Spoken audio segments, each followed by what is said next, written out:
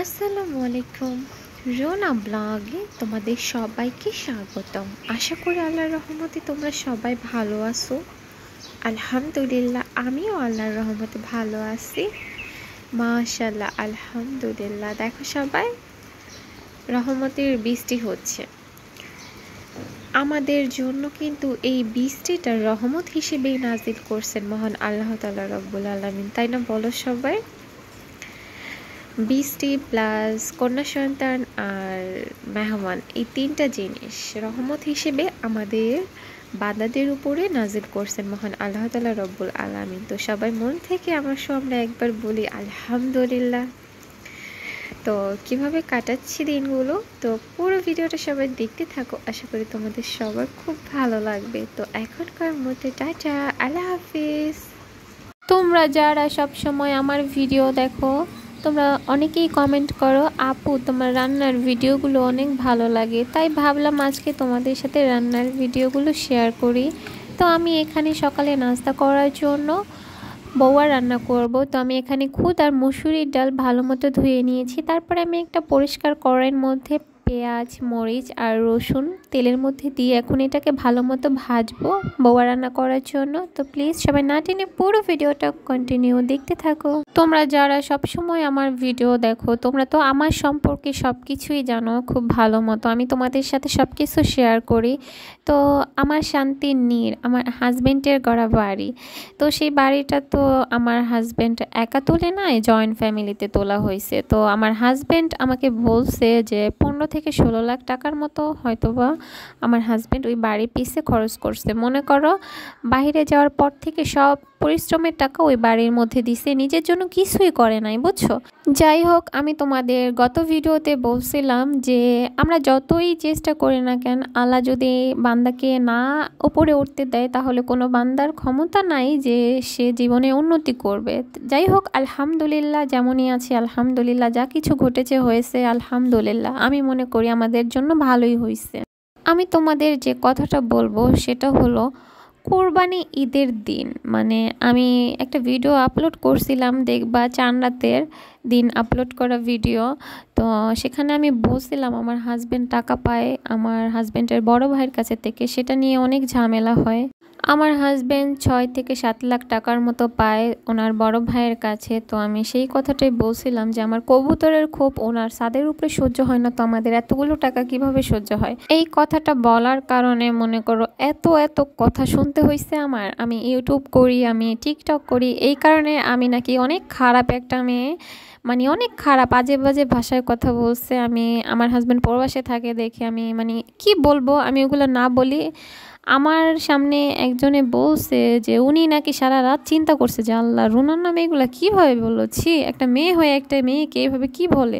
মানে গ্রামের মানুষ খাস বাংলায় কথা বলে, হয়তো বা যারা গ্রামে থাকো তারা বুঝতে পারবা যে গ্রামের মহিলাগুলা কিভাবে কথা বলে। তো যাই হোক, ভাগে ছিল তাই শুনতে হয়েছে কথা। আমি আবার মানুষের কথা সহ্য করতে পারি না, বুঝছো? স্টিল একদম অসুস্থ হয়ে পড়ে যাই, ফিট হয়ে পড়েই যাই। মনে করো নিঃশ্বাস নিতে কষ্ট হয়, তারপর তোমার শরীর ঠান্ডা হয়ে যায়, বরফ হয়ে যায়, মানে মরে যাব মনে হয় এমন অবস্থা হয়ে যায়। এভাবে কিন্তু মানুষ মারাও যায়, জানো? এভাবে অনেক মানুষ মারা যায়, সহ্য করতে পারে না মানুষের কথা, স্টক করে। তো যাই হোক, আমি যে কথাটা বলবো সেটা হলো জয়েন্ট ফ্যামিলিতে বাড়ি করা হয়েছে। তো তো তারপরে তোমার ধরো আমি যে অসুস্থ হয়ে গিয়েছিলাম ঈদের দিন, তাও আবার মানুষের কথা সহ্য করতে না পেরে। আমার হাজব্যান্ড ফোনে লাইনে ছিল, মানে ওনাদের মুখের ভাষা এতটা বাজে ছিল কি বলবো, সেগুলো আমি তোমাদের নাই বলি। তো অবশ্য আমার কাছে ভিডিও আছে, আমি ভয়েস তোমাদের সাথে শেয়ার করিনি, ভয়েসটা অফ করে ভিডিওটা শেয়ার করছি, বুঝছো? আমি চাইলে পারতাম ভয়েসগুলো শোনাতে ওদের ভাষা, ঠিক আছে? তো আমি এখানে কাউকে ছোট করতে আসিনি। আমার হয়তো বা ভুল ছিল যে আমি কেন ওইগুলো শেয়ার করলাম। আমার কাছে মনে হয়েছে যে ওরা হয়তো বা আমার ভিডিওগুলো দেখবে, জানবে, শুনুক, ওরা টাকাগুলো কেন দিচ্ছে না, দিয়ে দেখ, তাই না? এই কারণেই আমার এগুলো শেয়ার করা। আমার ভিডিও যেহেতু ওরা সবাই দেখে, আমি তো জানি এই ভিডিওটা ওরা সবাই দেখবে, দেখুক, কোনো সমস্যা নাই। তো আমি যেটা বলতেছিলাম তা হলো, মনে করো আমি কথা বলা বন্ধ করে দিয়ে ভিডিওটা অন করে রেখেছিলাম যে ওদের কথাগুলো রেকর্ড হোক। তো মনে করো সাইডেই আমার ফোন রাখা ছিল, মানে কথার চাপ এতই ছিল যে আমি পড়ে গেছি। পড়ে যাওয়ার পর মাথায় পানি দিতেছিল আমার ননদ, মানে আমি শুয়ে আসছিলাম, আমার ছোট ননদ মানে পড়ে গেছি, পরে উনি দাঁড়ায়া আর আমি মাটিতে শোয়া দূরের থেকে পানি দিতেছিল, বুঝছো, পানি দিতেছিল আমার কানে, তারপর নাকে মুখে যাচ্ছিল পানি। পরে এত পানি অপচয় হচ্ছিল দেখে শাশুড়ি নামক ওই মানুষটাই সে মোটরটা বন্ধ করে দিছে। ভালো কথা, ওনার পানি অপচয় হচ্ছে বন্ধ করে দিচ্ছে। একটা মানুষের জীবনের চেয়ে ওনার পানির মূল্য বেশি। তো যাই হোক, আল্লাহ কিছু বলবো না। তো কি হয়েছে তারপরে, মনে করো আমার শরীরটা একটু ভেজা ছিল, একটু সুস্থ হয়েছি। তো আমি ঘরে ঢুকতেছি, আমার হাজবেন্ডের মেজো ভাইয়ের বউ বলতেছে, ওই তুই ভিজা শৈলে ঘরে যাবি না, তুই কি ঘর মুছোস? মানে একটা অসুস্থ মানুষ ঘরে যাচ্ছে, সেটা ওনার কাছে কিছুই না, মনে করো মানে মানে ঘর নষ্ট হচ্ছে সেটা বড় কথা। তো ভাবো আমি কোন পরিবেশে, কোন পরিস্থিতিতে আমি ওইখানে থাকতাম, আমি কি একটু মানসিক শান্তি পেতাম ওইখানে? আমার শান্তির নীড় কিন্তু ওইটা, কিন্তু মানুষের কারণে আমি শান্তি পাই না, তো ওইখানে আমি থাকতে পারি না। তো আমার হাজব্যান্ড ওইখান থেকে আসার পরে ওনার মায়ের সাথে কথাই বলতো না, বুঝছো, প্রায় 2 মাসের মতো কথাই বলেনি। আমার হাজব্যান্ড আবার কথা বন্ধ করে দেয়। আমি বলি যে তোমার মা কথা বলবা না কেন? কথা বলবা, তাই না? তো আমার সাথে যাই কিছু হোক, তুমি তোমার মায়ের সাথে কথা বন্ধ করবা কেন? তো আমি আমি তো এর মধ্যে বাড়িতে গিয়েছিলাম একটা জরুরি দরকারে, দেখি যে উনি শুয়ে আছে, উনি আমার সাথে কথা বলেনি, আমি ওনাকে বলি নাই কিছু। তো আমার প্রয়োজন 5-10 মিনিটের মতো ছিল ওইখানে থাকার পরে আমি আবার ব্যাক করে আসছি। তো আমি এসেই বলতেছিলাম আমার হাজব্যান্ডকে যে তুমি এক্ষুনি ফোন দিয়ে কথা বলবা তোমার মায়ের সাথে, তোমার মাও অসুস্থ, তুমি কেন কথা বলবা না, তাই না? বলো সবাই, এটা তো বলা উচিত। দেখো আল্লাহ না করুক, ওনার যদি কখনো কিছু হয়ে যায় তখন তো আমার হাজব্যান্ড আমাকেই বলবো যে তোমার কারণে আমি রাগ করে কথা বলিনি, তো আমার কারণে কেন কথা বন্ধ রাখবো? তো আমি প্রতিনিয়ত সবসময় জিজ্ঞেস করি, প্রতিদিন জিজ্ঞেস করি কথা বলছে তোমার মার সাথে, উনি ভালো আছে? মানে আমি আমার যতটুকু মনে হয় যে এটা করা উচিত তাই আমি জিজ্ঞেস করি। তো আজকে হঠাৎ করে আমি জিজ্ঞেস করছি, আচ্ছা আমি তো তোমার মায়ের কথা সবসময় জিজ্ঞেস করি, উনি কি আমার কথা কখনো জিজ্ঞেস করে? আমার হাজব্যান্ড বলতেছে যে না।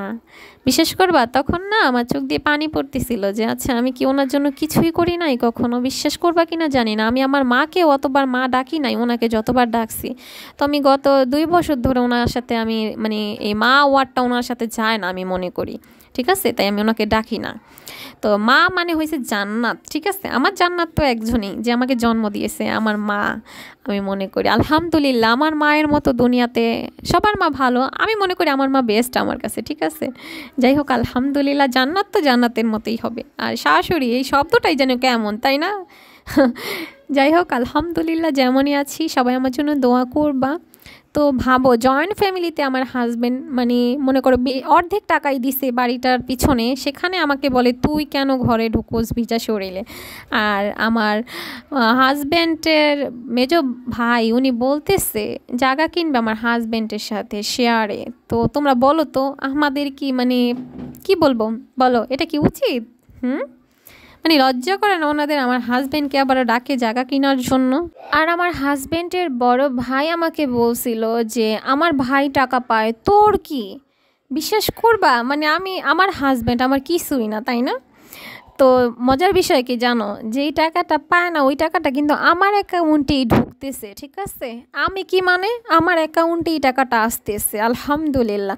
সবাই দোয়া করবা। আমার হাজব্যান্ড আমাকে বলে জানো আমি আমার হাজব্যান্ডের মহারানী, আমার হাজব্যান্ড আমাকে রানী করে রাখবে। তো আলহামদুলিল্লাহ আলহামদুলিল্লাহ, আল্লাহর কাছে লাখো কোটি শুকরিয়া আদায় করি। তোমরা একটা কথা বিশ্বাস করবা, আমার হাজব্যান্ড ছাড়া কিন্তু আমার কোনো অস্তিত্বই নাই, এই মানুষটার জন্যই আমি বেঁচে আছি। সবাই দোয়া করবা আল্লাহ যেন মানুষটাকে সবসময় সুস্থ রাখে, ভালো রাখে, ন্যাক হায়াত দান করে। আল্লাহ ওনাকে অনেক অনেক ভালো রাখুক। মন থেকে সবাই দোয়া করবা আমার হাজব্যান্ডের জন্য। তো তোমাদের সবার কাছে আমার একটাই রিকোয়েস্ট যে তোমরা সবাই কমেন্ট করবা, যে আমার হাজব্যান্ডের ভালো ভালো একটা কমেন্ট করবা, যেন জয়েন্ট ফ্যামিলিতে বাড়ি তুলে যেই ভুলটা করছে এরকম ভুল যেন আমার হাজব্যান্ড দ্বিতীয়বার না করে। সবাই কমেন্ট করবা, ওকে? আর মন থেকে অনেক দোয়া করবা। আর আলহামদুলিল্লাহ আমি মনে করি আমি যেটা বলবো সেটাই শুনবে আমার হাজব্যান্ড। তো সবাই দোয়া করবা মন থেকে আমাদের জন্য। আল্লাহর রহমত আর সবার দোয়াতেই ইনশাল্লাহ আমার আর আমার হাজব্যান্ডের ইচ্ছেগুলো পূরণ হবে আমি মনে করি। কারণ আমরা কখনো কারো ক্ষতি করি নাই, বুঝছো? চাইলে ভালো করব, খারাপ করার তো কোনো দরকার নাই। তো মুখেই বলি, যতটুকুই ভুল ত্রুটি হয় ক্ষমা দৃষ্টিতে দেখবা সবাই, আর ভুল হলে অবশ্যই বলবা। আর একটা কথা কি, যার যার মা বাবা তার তার কাছে ভালো। তো আমার হাজবেন্ডের মা বাবা আমার হাজবেন্ডের কাছে ভালো, ভালো থাকুক, কোনো সমস্যা নাই। যে যার মতো ভালো থাকুক, এইটাই একটা কথা, তাই না বলো সবাই? আমি কি ভুল কিছু বলছি বলো? যে যার মতো থাকবো ভালো থাকবো, আমি আমার মতো ভালো আছি আলহামদুলিল্লাহ। সবাই মন থেকে দোয়া করবা। দেখো আমার হাজবেন্ড ছাড়া কিন্তু আমার কিছুই নাই, তাই না বলো? কিচ্ছু নাই বলতে কিছুই নাই। আমি আমার এই হাজবেন্ডকে নিয়েই অনেক ভালো আছি আলহামদুলিল্লাহ। এটাই আমার অমূল্য রতন। যাই হোক, যেটাই বলো, মানে আমার কাছে উনিই সব কিছু। দোয়া করবা মৃত্যুর আগ পর্যন্ত যেন মানুষটা আমার পাশে থাকে, আমি যেন সারা জীবন ওনাকেই কাছে পাই, পাশে পাই। দোয়া করবা সবাই আমাদের জন্য মন থেকে। আর এই তো দেখো কত কিছু রান্না বাড়া করলাম, মানে রান্নাগুলোও ভালোই হয়েছে মাশাআল্লাহ আলহামদুলিল্লাহ। তো সবাই ভিডিওটা অনেক বেশি শেয়ার করবা। আমাদের মতো ভুল যেন কোনো প্রবাসী আর প্রবাসীর বউরা না করো। জয়েন্ট ফ্যামিলিতে কিছু করবা না, একটাই রিকোয়েস্ট, জয়েন্ট ফ্যামিলিতে কিছু করবা না। একটা টিনের ঘর হোক, তাও নিজের একার হোক, বুঝছো? ওইটাই শান্তি। তো দোয়া করবা সবাই, আল্লাহ যেন আমার ইচ্ছেটাও পূরণ করে। কখনো মনে অনেক ইচ্ছে আছে, ইনশাল্লাহ আল্লাহ এক এক করে সব ইচ্ছে পূরণ করবে। আর এই তো দেখো মাশাআল্লাহ তরকারিটা একদম শুকিয়ে গেছে।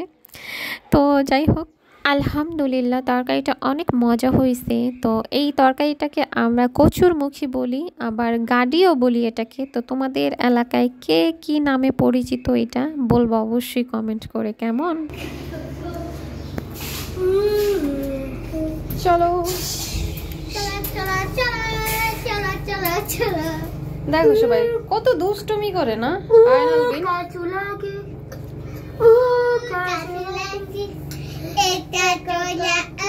আর এই তো দেখো খাওয়া দাওয়া কমপ্লিট করা হয়েছে। আর আমার ভাগিনারা আমাকে বলতেছিল, রুনা মা তুমি আজকে আমাদের কোচিংয়ে দিয়ে আসবা। আর বাচ্চারা যেই জিদ করে আমার ভাগিনা দুইটা, কি বলবো, আমাকে নিয়েই তারা যাবে। আর কোচিংটাও বাসার কাছে, গলির মাথায়।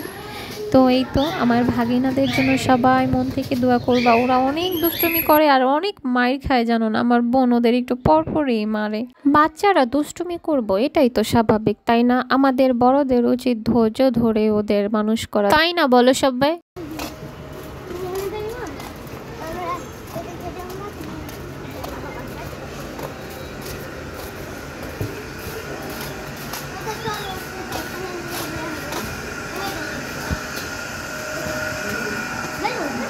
আমি আমার ভাগিনাদের কোচিংয়ে দিয়ে আসলাম।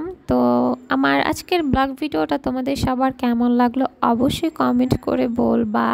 তো ভিডিওটা ভালো লাগলে অবশ্যই কিন্তু আমার চ্যানেলটা সাবস্ক্রাইব করবা, আর তোমাদের পরিচিত সবাইকে অনেক বেশি শেয়ার করবা ভিডিওটা। ব্লগ ভিডিও বানানো অনেক অনেক কষ্ট, তো তোমরা অবশ্যই শেয়ার করবা। তোমাদের একটা একটা শেয়ার অনেক বেশি উৎসাহ বাড়াবে আমার ব্লগ ভিডিও বানানোর। তো এই তো আসার সময় বোন বলছিল চিপস নিয়ে আসতে, তো ওর জন্য চিপস নিয়ে আসছি। তো এখানেই শেষ করছি। তোমরা সবাই ভালো থাকবা, আমার জন্য মন থেকে অনেক অনেক দোয়া করবা। আসসালামু আলাইকুম।